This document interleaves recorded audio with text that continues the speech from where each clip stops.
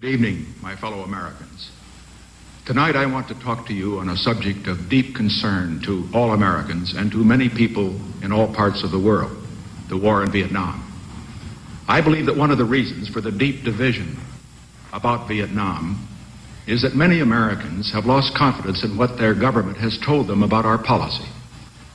The American people cannot and should not be asked to support a policy which involves the overriding issues of war and peace unless they know the truth about that policy. Tonight, therefore, I would like to answer some of the questions that I know are on the minds of many of you listening to me. How and why did America get involved in Vietnam in the first place?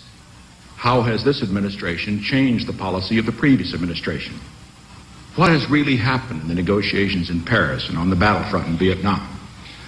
What choices do we have if we are to end the war?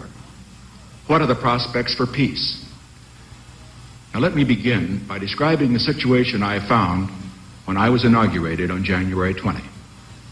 The war had been going on for 4 years. 31,000 Americans had been killed in action. The training program for the South Vietnamese was beyond schedule. 540,000 Americans were in Vietnam with no plans to reduce the number. No progress had been made at the negotiations in Paris, and the United States had not put forth a comprehensive peace proposal. The war was causing deep division at home and criticism from many of our friends as well as our enemies abroad. In view of these circumstances, there were some who urged that I end the war at once by ordering the immediate withdrawal of all American forces. From a political standpoint, this would have been a popular and easy course to follow. After all, we became involved in the war while my predecessor was in office. I could blame the defeat, which would be the result of my action, on him and come out as the peacemaker. Some put it to me quite bluntly. This was the only way to avoid allowing Johnson's war to become Nixon's war. But I had a greater obligation than to think only of the years of my administration and of the next election. I had to think of the effect of my decision on the next generation and on the future of peace and freedom in America and in the world. Let us all understand that the question before us is not whether some Americans are for peace and some Americans are against peace.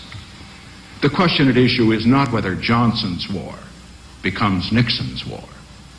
The great question is, how can we win America's peace? Well, let us turn now to the fundamental issue. Why and how did the United States become involved in Vietnam in the first place?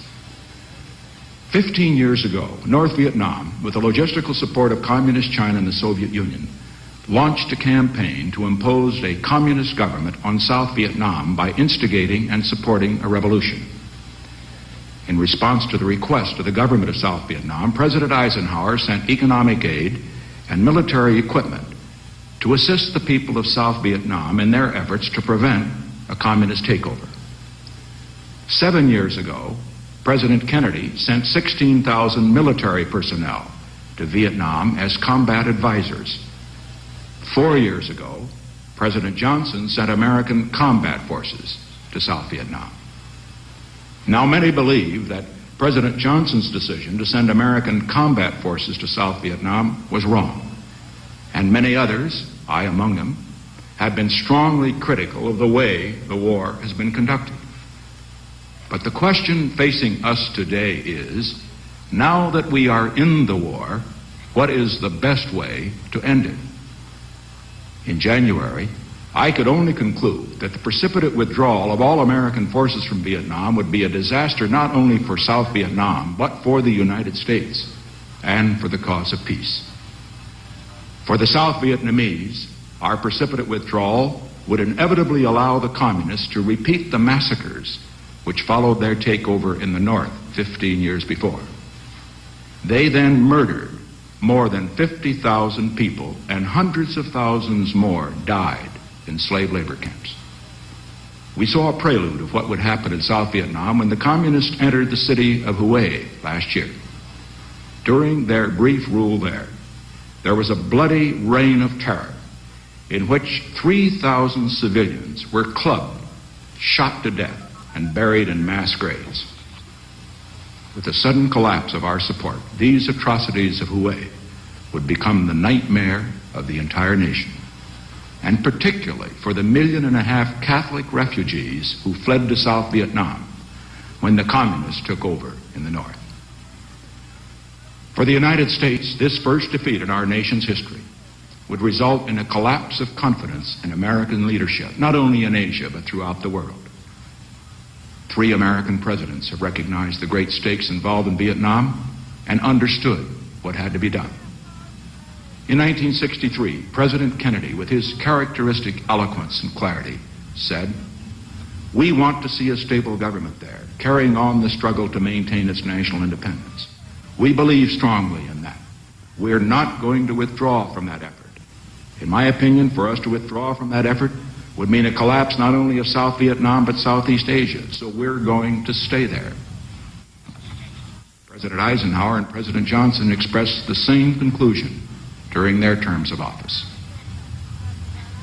For the future of peace, precipitate withdrawal would be a disaster of immense magnitude.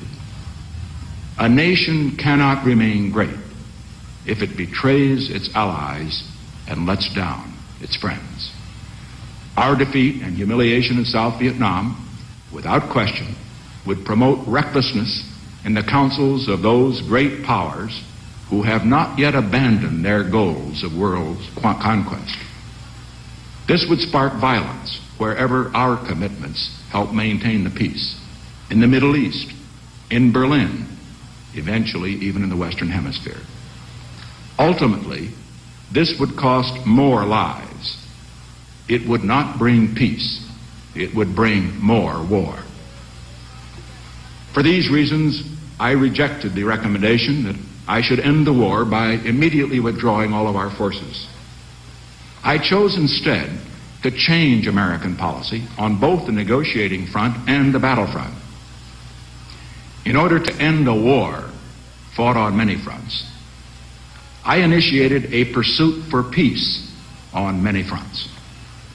In a television speech on May 14 and a speech before the United Nations on a number of other occasions, I set forth our peace proposals in great detail. We have offered the complete withdrawal of all outside forces within 1 year. We have proposed a ceasefire under international supervision. We have offered free elections under international supervision, with the communists participating in the organization and conduct of the elections as an organized political force. And the Saigon government has pledged to accept the result of the election. We have not put forth our proposals on a take-it-or-leave-it basis. We have indicated that we're willing to discuss the proposals that have been put forth by the other side. We have declared that anything is negotiable, except the right of the people of South Vietnam to determine their own future. At the Paris Peace Conference, Ambassador Lodge has demonstrated our flexibility and good faith in 40 public meetings. Hanoi has refused even to discuss our proposals. They demand our unconditional acceptance of their terms, which are that we withdraw all American forces immediately and unconditionally, and that we overthrow the government of South Vietnam as we leave. We have not limited our peace initiatives to public forums and public statements. I recognized in January that a long and bitter war like this usually cannot be settled in a public forum. That is why, in addition to the public statements and negotiations, I have explored every possible private avenue that might lead. Tonight, I am taking the unprecedented step of disclosing to you some of our other initiatives for peace, initiatives we undertook privately and secretly, because we thought we thereby might open a door which publicly would be closed. I did not wait for my inauguration to begin my quest for peace. Soon after my election, with the leaders of North Vietnam, I made 2 private offers for a rapid, comprehensive settlement. Hanoi's replies called in effect for our surrender before negotiations. Since the Soviet Union furnishes most of the military equipment for North Vietnam, Secretary of State Rogers, my Assistant for National Security Affairs, Dr. Kissinger, Ambassador Lodge, and I personally have met on a number of occasions with representatives of the Soviet government to enlist their assistance in getting meaningful negotiations started. In addition, we have had extended discussions directed toward that same end with representatives of other governments which have diplomatic relations with North Vietnam. None of these initiatives have to date produced results. In mid-July, I became convinced that it was necessary to make a major move to break the deadlock in the Paris talks. I spoke directly in this office, where I'm now sitting, with an individual who had known Ho Chi Minh on a personal basis for 25 years. Through him, I sent a letter to Ho Chi Minh. I did this outside of the usual diplomatic channels with the hope that, with the necessity of making statements for propaganda removed, there might be constructive progress toward bringing the war to an end. Let me read from that letter to you now. Dear Mr. President, I realize that it is difficult to communicate meaningfully across the gulf of 4 years of war. But precisely because of this gulf, I wanted to take this opportunity to reaffirm in all solemnity my desire to work for a just peace. I deeply believe that the war in Vietnam has gone on too long, and delay in bringing it to an end can benefit no one, least of all the people of Vietnam. The time has come to move forward at the conference table toward an early resolution of this tragic war. You will find us forthcoming and open-minded in a common effort to bring the blessings of peace to the brave people of Vietnam. Let history record that at this critical juncture, both sides turned their face toward peace rather than toward conflict and war. I received Ho Chi Minh's reply on August 30, 3 days before his death. It simply reiterated the public position North Vietnam had taken at Paris and flatly rejected my initiative. The full text of both letters is being released to the press.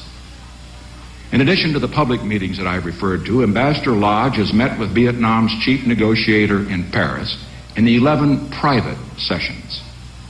And we have taken other significant initiatives which must remain secret to keep open some channels of communications which may still prove to be productive.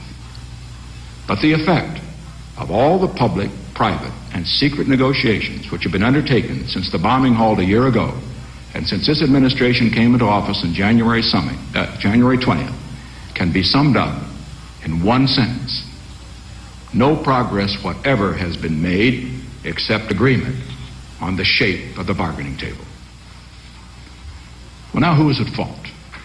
It's become clear that the obstacle in negotiating an end of the war is not the President of the United States. It is not the South Vietnamese government. The obstacle is the other side's absolute refusal to show the least willingness to join us in seeking a just peace. And it will not do so while it is convinced that all it has to do is to wait for our next concession and our next concession after that one until it gets everything it wants. There can now be no longer any question that progress in negotiation depends only on Hanoi's deciding to negotiate seriously. I realize that this report on our efforts on the diplomatic front is discouraging to the American people, but the American people are entitled to know the truth, the bad news as well as the good news, where the lives of our young men are involved. Now let me turn, however, to a more encouraging report on another front. At the time we launched our search for peace, I recognized we might not succeed in bringing an end to the war through negotiation. I therefore put into effect another plan to bring peace, a plan which will bring the war to an end regardless of what happens on the negotiating front. It is in line with a major shift in U.S. foreign policy which I described in my press conference at Guam on July 25. Let me briefly explain what has been described as the Nixon Doctrine, a policy which not only will help end the war in Vietnam, but which is an essential element of our program to prevent future Vietnams. We Americans are a do-it-yourself people. We're an impatient people. Instead of teaching someone else to do a job, we like to do it ourselves. And this trait has been carried over into our foreign policy. In Korea and again in Vietnam, the United States furnished most of the money, most of the arms, and most of the men to help the people of those countries defend their freedom against communist aggression. Before any American troops were committed to Vietnam, a leader of another Asian country expressed this opinion to me when I was traveling in Asia as a private citizen. He said, "When you are trying to assist another nation defend its freedom, U.S. policy should be to help them fight the war, but not to fight the war for them." Well, in accordance with this wise counsel, I laid down in Guam 3 principles as guidelines for future American policy toward Asia. First, the United States will keep all of its treaty commitments. Second, we shall provide a shield if a nuclear power threatens the freedom of a nation allied with us or of a nation whose survival we consider vital to our security. Third, in cases involving other types of aggression, we shall furnish military and economic assistance when requested in accordance with our treaty commitments. But we shall look to the nation directly threatened to assume the primary responsibility of providing the manpower for its defense. After I announced this policy, I found that the leaders of the Philippines, Thailand, Vietnam, South Korea, other nations which might be threatened by communist aggression welcomed this new direction in American foreign policy. The defense of freedom is everybody's business, not just America's business. And it is particularly the responsibility of the people whose freedom is threatened. In the previous administration, we Americanized the war in Vietnam. In this administration, we are Vietnamizing the search for peace. The policy of the previous administration not only resulted in our assuming the primary responsibility for fighting the war, but even more significant, did not adequately stress the goal of strengthening the South Vietnamese so that they could defend themselves when we left. The Vietnamization plan was launched following Secretary Laird's visit to Vietnam in March. Under the plan, I ordered first a substantial increase in the training and equipment of South Vietnamese forces. In July, on my visit to Vietnam, I changed General Abrams' orders so that they were consistent with the objectives of our new policies.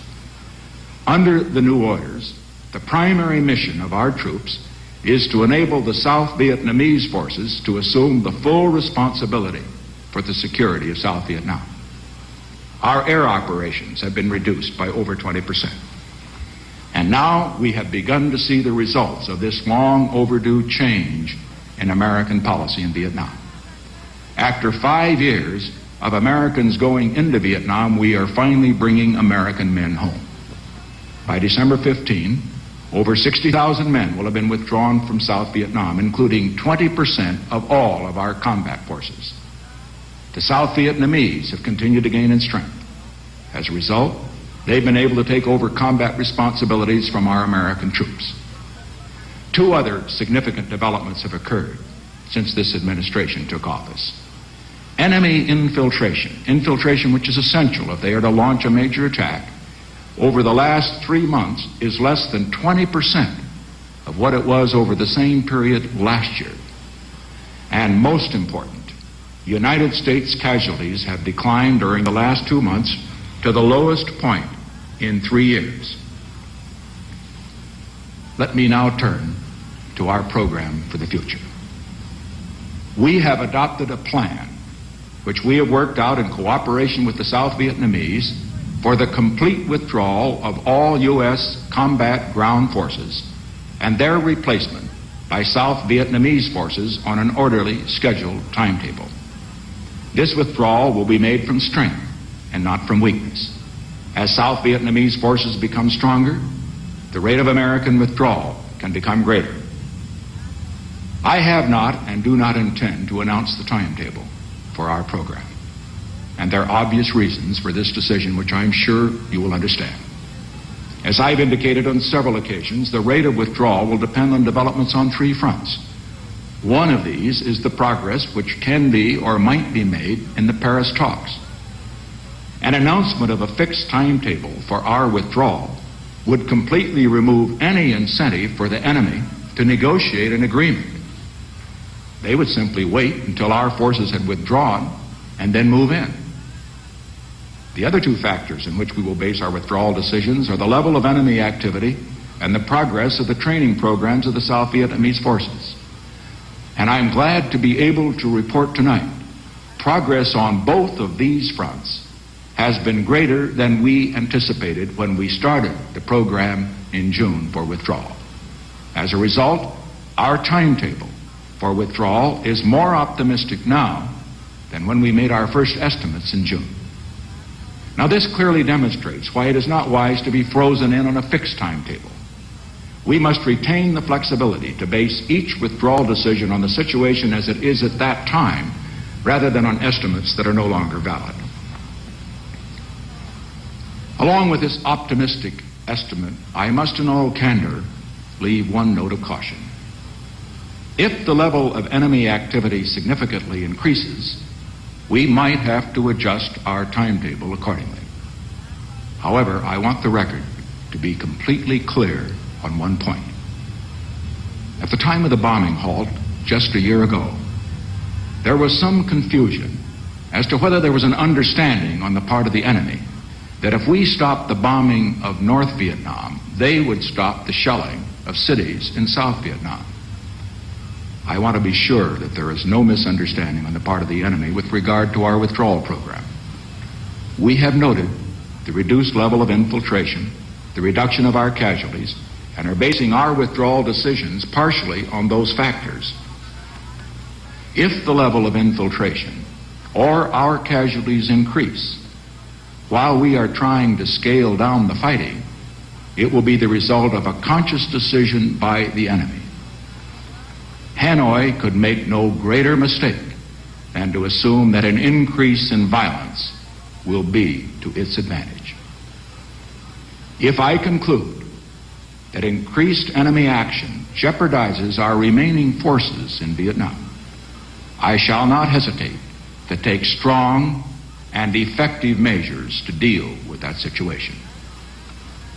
This is not a threat. This is a statement of policy, which as Commander-in-Chief of our armed forces, I am making in meeting my responsibility for the protection of American fighting men, wherever they may be. My fellow Americans, I am sure you can recognize from what I have said that we really only have two choices open to us if we want to end this war. I can order an immediate precipitate withdrawal of all Americans from Vietnam without regard to the effects of that action. Or we can persist in our search for a just peace through a negotiated settlement if possible, or through continued implementation of our plan for Vietnamization if necessary.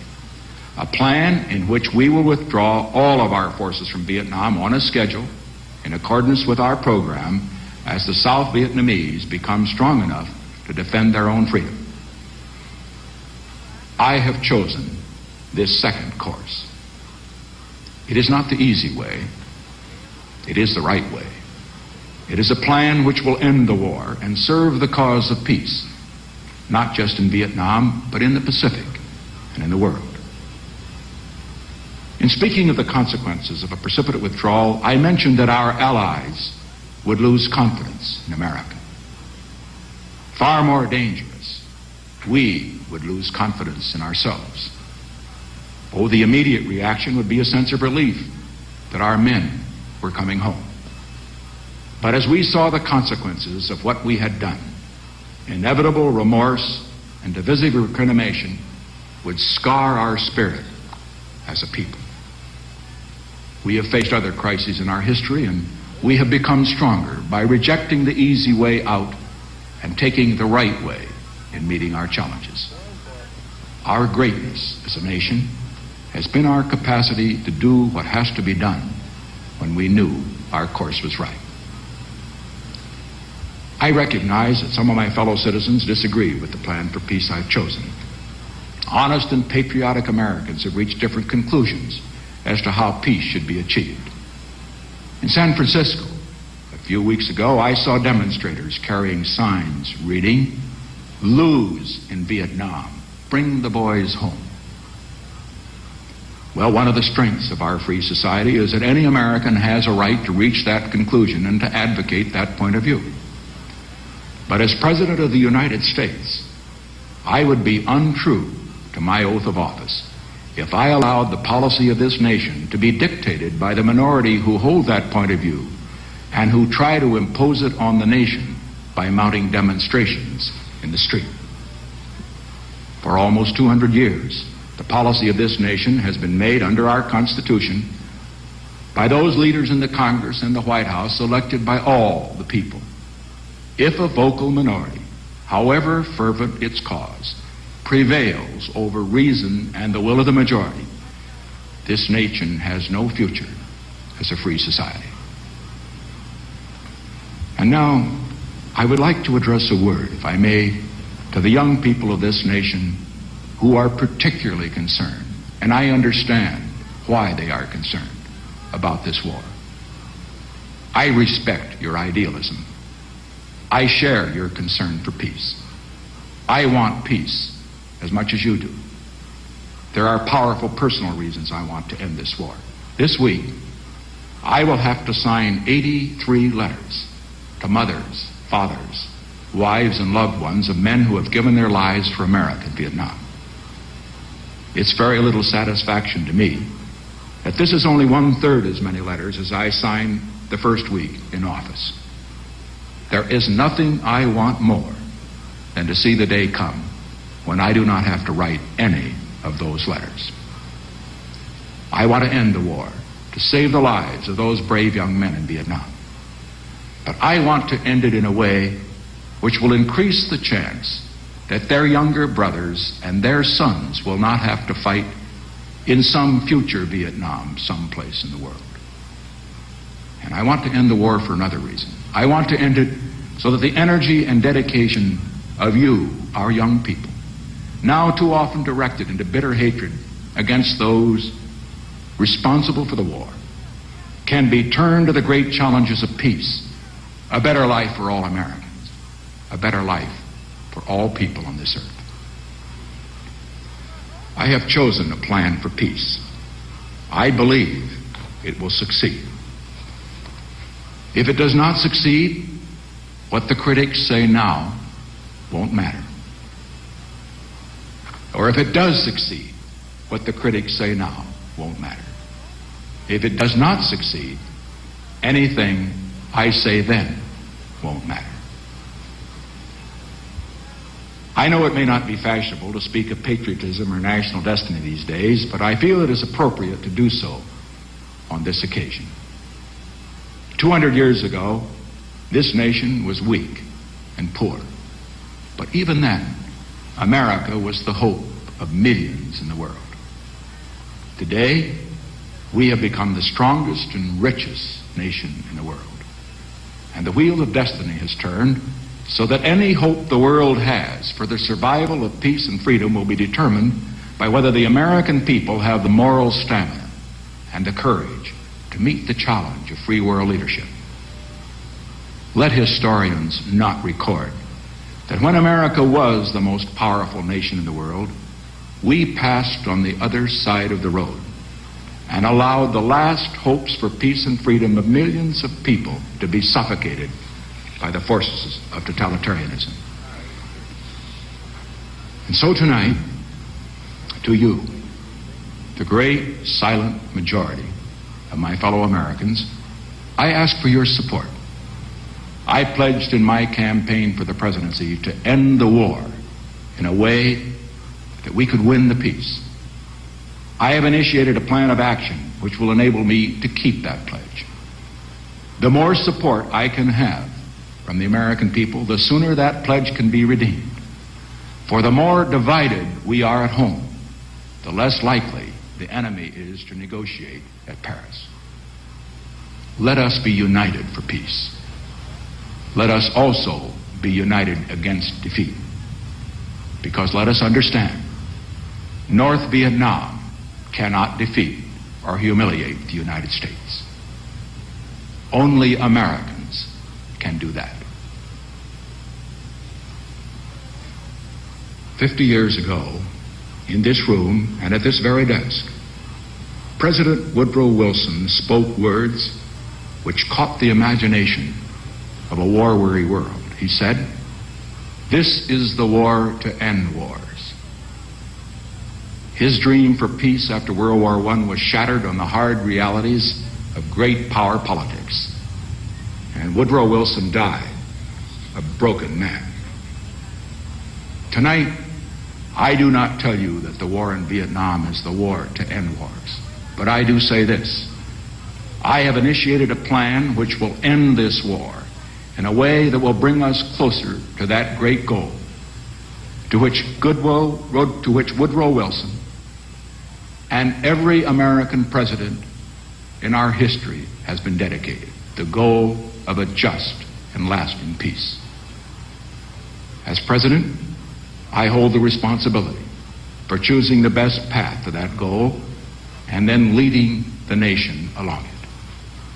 I pledge to you tonight that I shall meet this responsibility with all of the strength and wisdom I can command, in accordance with your hopes, mindful of your concerns, sustained by your prayers.